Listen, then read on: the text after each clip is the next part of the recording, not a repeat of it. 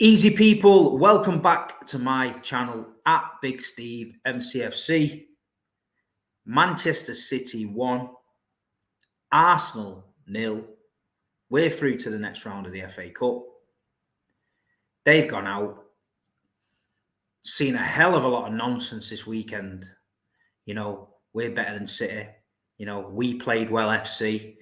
You know, they only changed their goalkeeper. We played our second string. You know, all that usual nonsense, you know what I mean? We didn't want to win that cup anyway. We're going for the league, blah-de. Stinks to me of sour grapes. That's all it is, sour grapes. Because apparently City's in crisis. Apparently we're in turmoil. Apparently we're not the team we was. But we beat Arsenal 1-0 and we're through. So at the end of the day, I'm taking it. But yeah, the big build-up last week, a lot of Arsenal fans talking, went on a few channels. They seem to be talking a lot, the Arsenal fans, for me. But when you're actually chatting to them deep down, I don't think they're as confident as they think they are. You know, I don't think with this Manchester City shadow over the shoulder, they're really, really comfortable with it. And a lot of the AFTV stuff at the weekend where they were saying they're the better side and this, that and the other, and there's nothing to fear. That's a bit worrying on their side. I think they're, they're a bit worried. I'd rather them have just come out and gone, you know what, we want out the races today. It was a decent game of football. Man City nicked it. We'll go back to the Etihad and we'll try our best or whatever. But they're not. It's all, Man City are worried and City fans will be going home worried and that. Well, I went home and I wasn't worried. I got a pizza.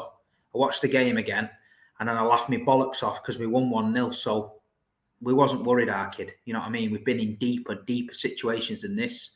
We've been in bigger title races than this. But yeah, the game Friday night. First of all, I had to make an appearance on City Square. My first ever appearance on City Square. Manchester City called me up, asked me would I come on and do the teams with Don Robbie from AFTV. Big up to Don.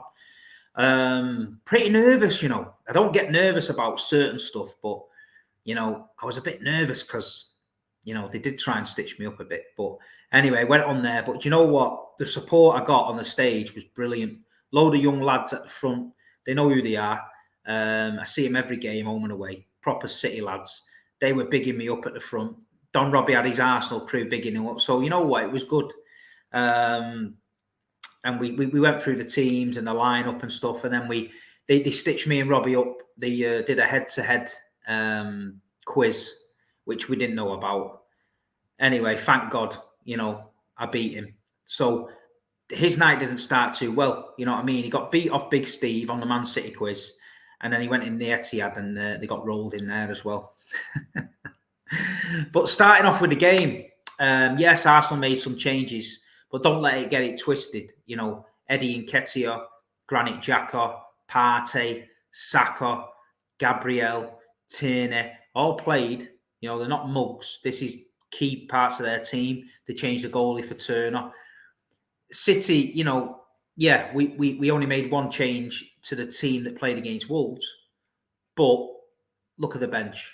Kyle Walker, Cancelo, Bernardo, no Phil Foden. Do you know what I mean? So, our first team, really, our number one team that's been starting season after season was on the bench. So we knew what we was doing. Pep knew what he was doing. Rico Lewis is keeping in the side again. Johnny Stones, Akanji, Nathan Ake, Riyad, Grealish, Erling, Kev. So and Gundo, we knew what we was at. Game started off pretty, I don't know, it was pretty intense, I thought. I thought what Arsenal did was to try and stop us playing. So I thought Arsenal pressed us really, really well. I've said it on a couple of streams before, that if you press Rodri early doors or you can get at De Bruyne, it stops us playing a little bit. And I think that's what they did.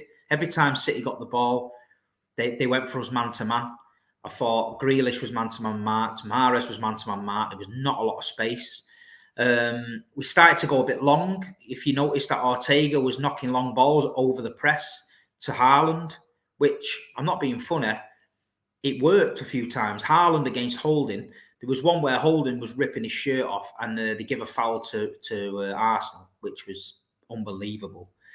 But that definitely worked. So Arsenal were pressing like mad, but they wasn't really creating anything. I think they had a couple of long-range shots in the first half that Trossard, I think, had one.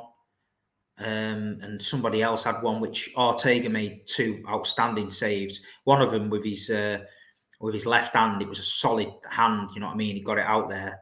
But other than that, you know, people saying Arsenal dominated us in the first half. Didn't really create much, you know what I mean? Didn't really create much. Yeah, they pressed us, but they stopped us playing. So they dominated the play, but didn't create anything. So it wasn't like they was all over us and there was chance after chance and they should have been ahead. They wasn't. They stifled their own play by stopping our play. So for me, first half, I wasn't overly worried. I thought we did okay. I thought Erling had a couple of chances. The overhead kick, a bit more power on that and it's in. We were huffing and puffing, but nothing really happening. But on the balance of play, I would have said the first half, Arsenal played better. They would have gone in at half time a bit more encouraged. You know, they did the job. But anyone that watches football knows that you can't keep that press up for 90 minutes. No way.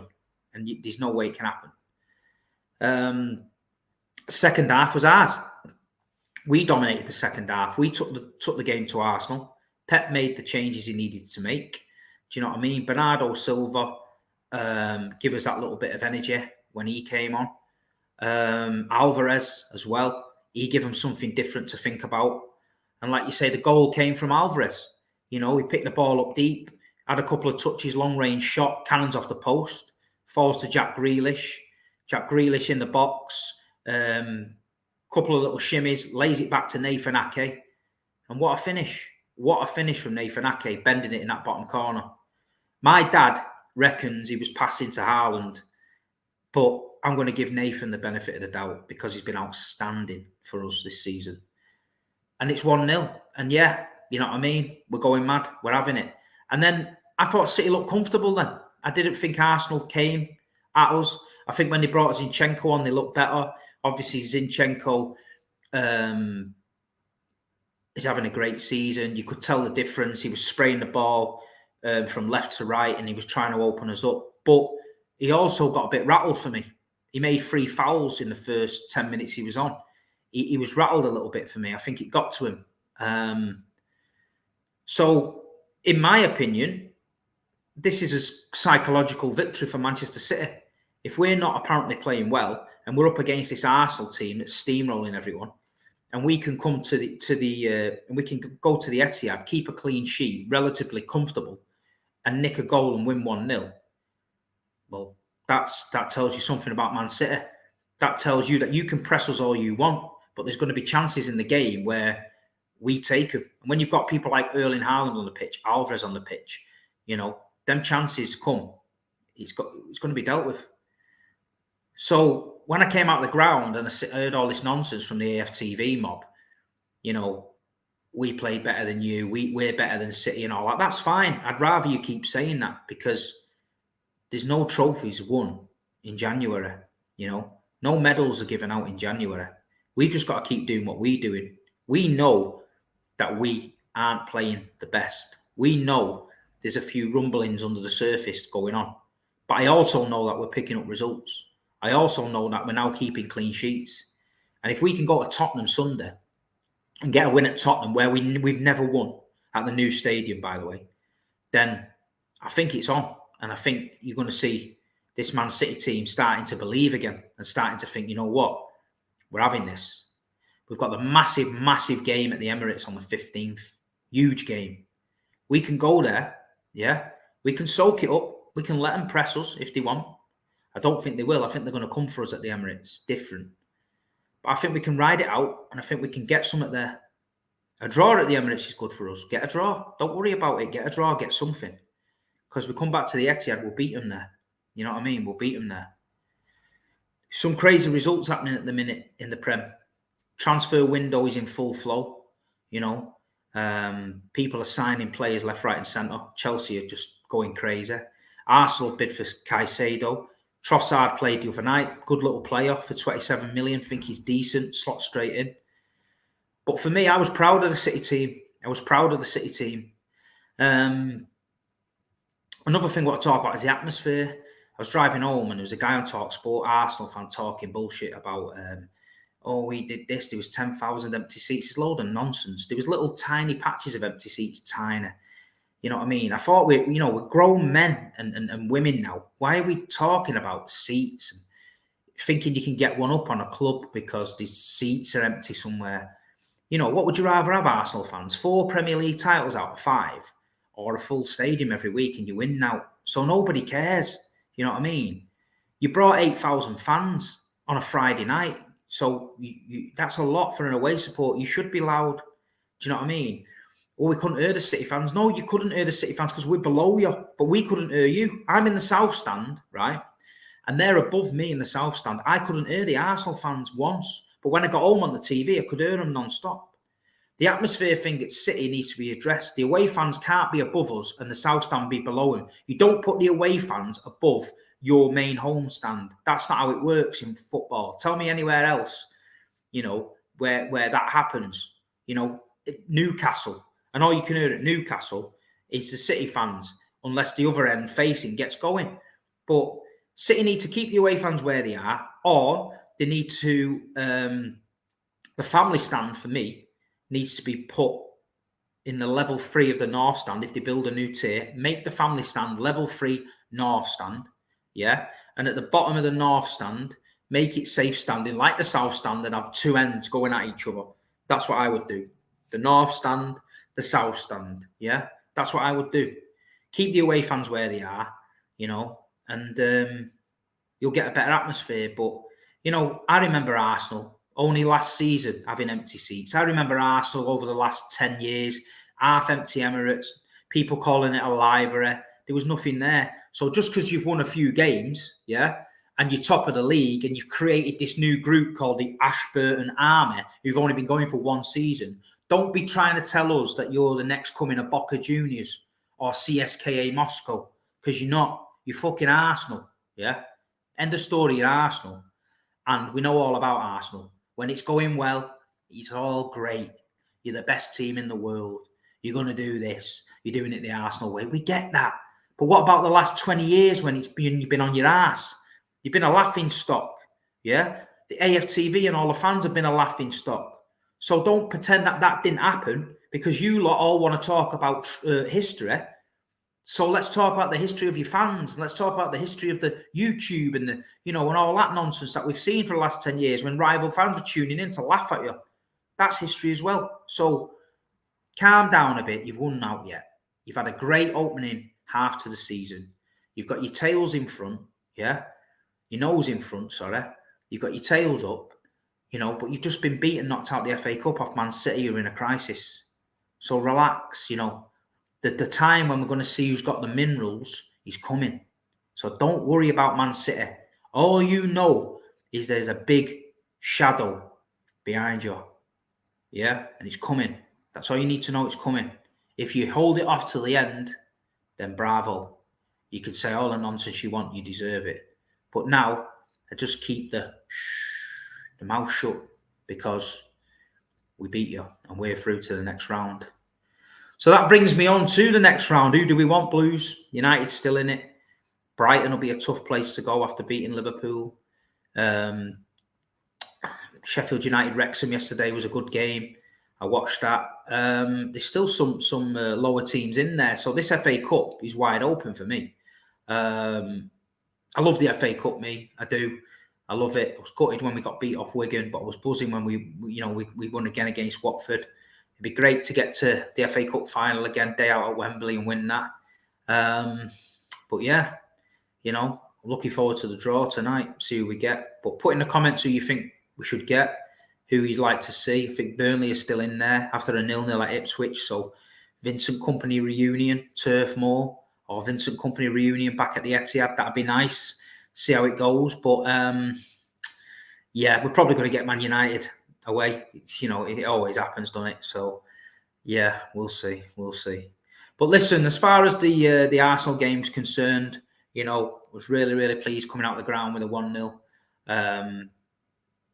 There's people saying, Cancelo's been making noises about leaving, Diaz and stuff. I can't lie, I was surprised that Ruben didn't get game time. John Stones is injured now. He brought on Laporte. I don't know whether this is tactical by Pep.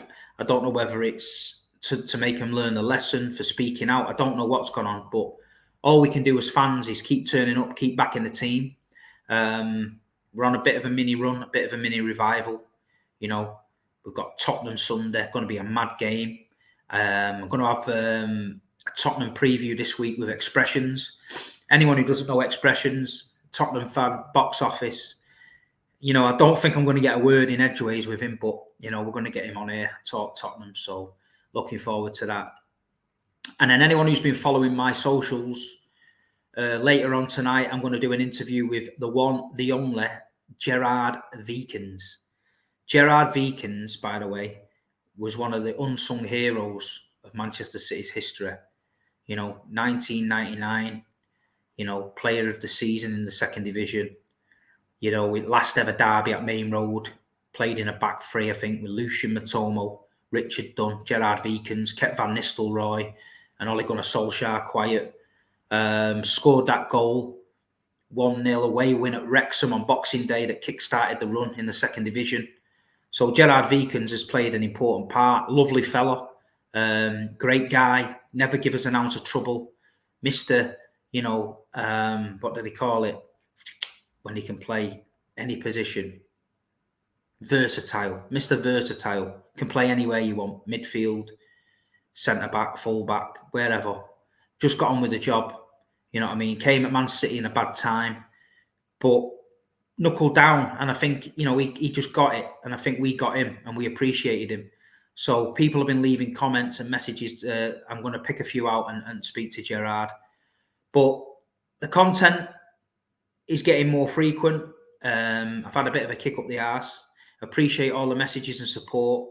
Please like, subscribe, and share my video. But yes, people, Manchester City 1, Arsenal 0. Like I said before, we're coming. Big up the Blues. Look out for my content coming this week. Thanks for all the support. Come on, City.